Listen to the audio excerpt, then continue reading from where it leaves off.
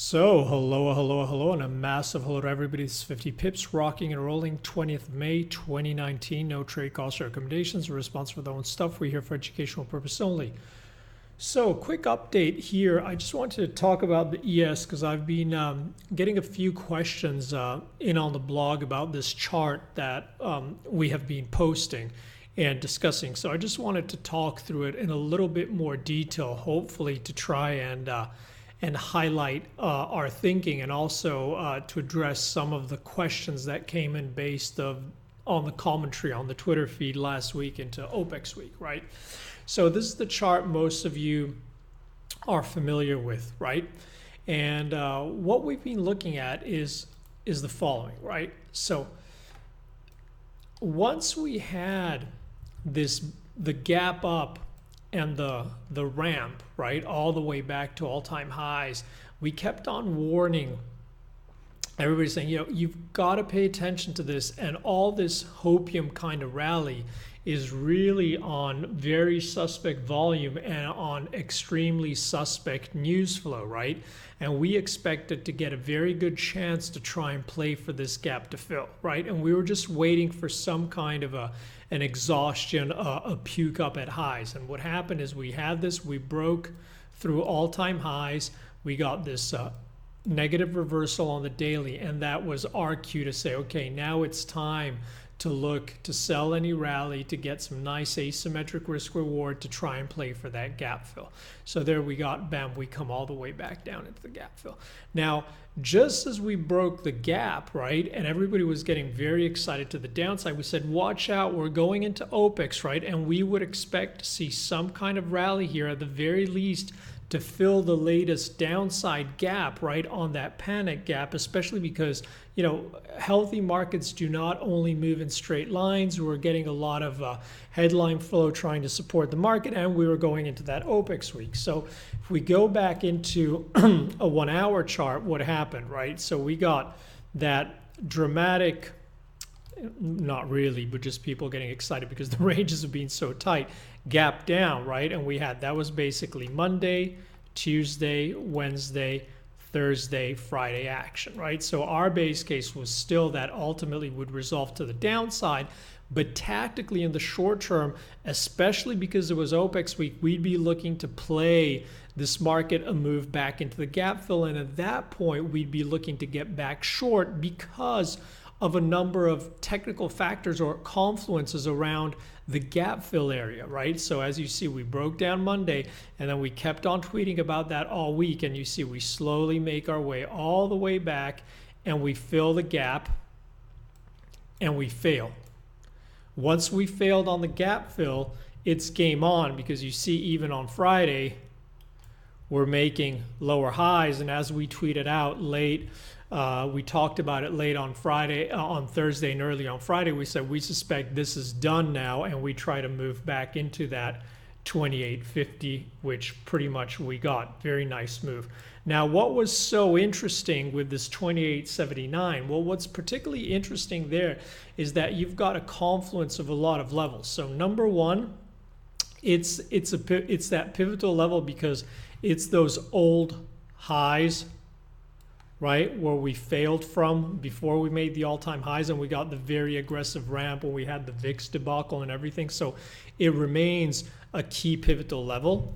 On top of that, what we had there was the move back into the 50 DMA, right, which is a key pivotal level. And last but not least, it was also the 50 back of the move from high to low, right, of that move back down with the dramatic end with that gap on Monday.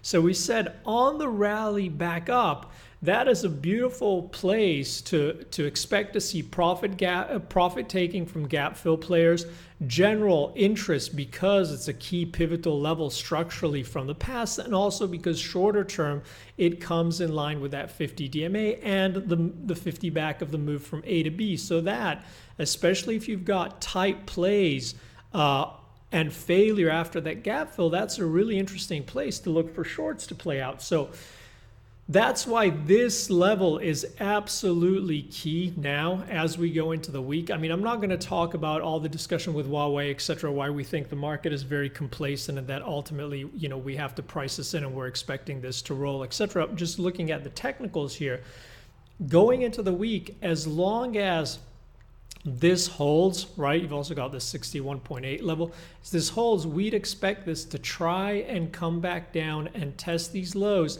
and complete this move back into the 123 extension zone. Now, what's very interesting here is I'm going to show you in a second, you've got a confluence of factors. So going into this week, as long as, well, number one, if we take out these highs, if we take out the 61.8 from a closing basis, then we would expect a panic, FOMO, aggressive melt up to take out all-time highs in a very quick and ugly manner. So that's on deck.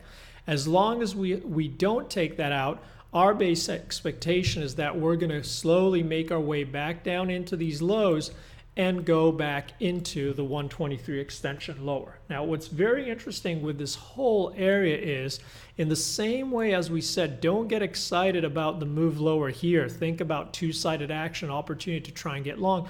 We'd be very careful if the market comes back into this area, right? That area back down, if you see here, has a lot of confluence on some of the bigger time frames. So if you look at it from the weekly, you see here, that's that circle we have. You've got the 50-week moving average coming back into that zone, which you'd expect to be defended at least on a first touch.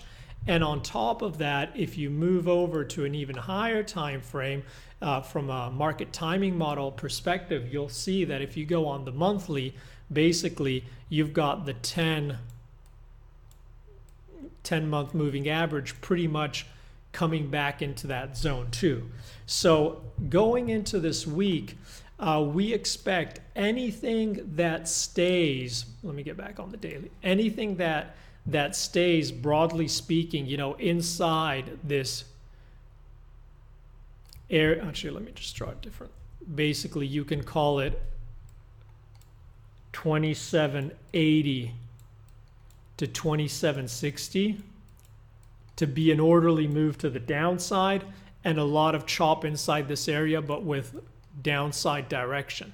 If at any point during the week we get back above this level, expect to see a very aggressive rip back to take out all-time highs.